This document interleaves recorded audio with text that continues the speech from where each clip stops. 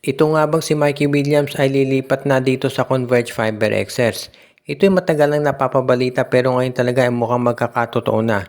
Dahil ayon doon sa mga insiders, ito raw Converge Fiber XS ngayon ay naghahanap ng bagong point guard dahil hindi pa malaman kung kailan makababalik itong si Jordan Heading.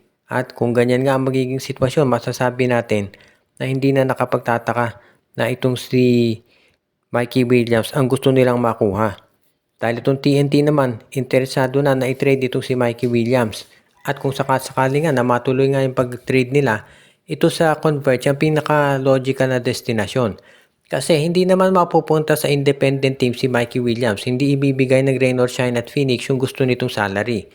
At siguradong hindi ibibigay ng TNT si Mikey sa kanilang corporate rival na SMC. Kaya Converge na lang talaga ang option na natitira.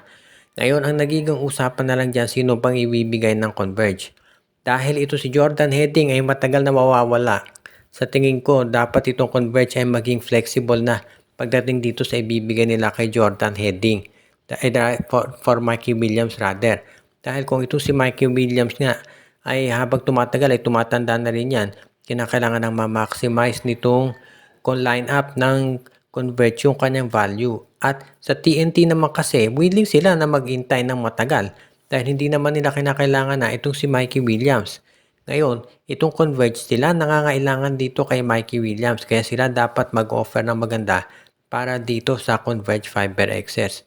Kaya nga sa ngayon itong Converge mukhang ganyan talaga ang gagawin at iintayin nila yung tiyempo na tama para i-offer na itong si Gio Ambohot at isa pang first round draft pick kapalit nitong si Mikey Williams na magiging siguradong tatanggapin naman ng TNT. Samantala naman itong Rain or Shine Elasto Painters ayon dun sa mga nasa kampo nila ay gagawa na rin daw ng mga major moves dahil ayaw na nilang pahuli dito sa Converge Fiber XS. Alam natin lahat na itong Converge Fiber XS ngayon ay sila yung team na sinasabi nga nung iba gumagawa talaga ng mga major moves para maging isang championship contender.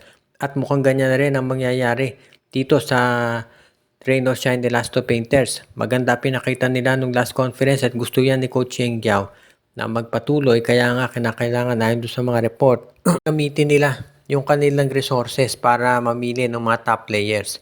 Marami ding players dito sa Rain or Shine na pwede nilang i-trade katulad of course nitong sila Gian Mamuyak, Anton Asisio, Andre Karakot at si Kaylan Tiongson. Depende na lamang yan siguro sa management kung sino sa mga nabanggit ang willing nilang bitawan. Depende rin kung sino magiging kapalit.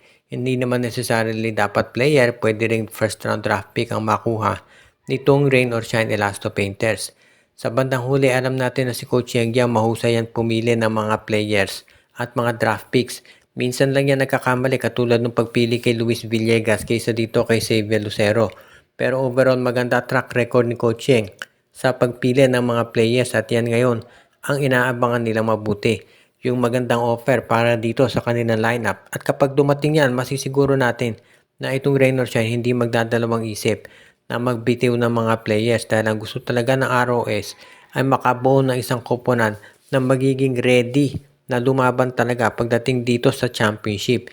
Hindi na kontento Rain or Shine dito sa mga playoff appearances lang at ang gusto talaga nila ay magkaroon na ng championship na masisiguro na sila talaga ay magiging ready na lumaban pagdating dito sa iba't ibang mga kompetisyon.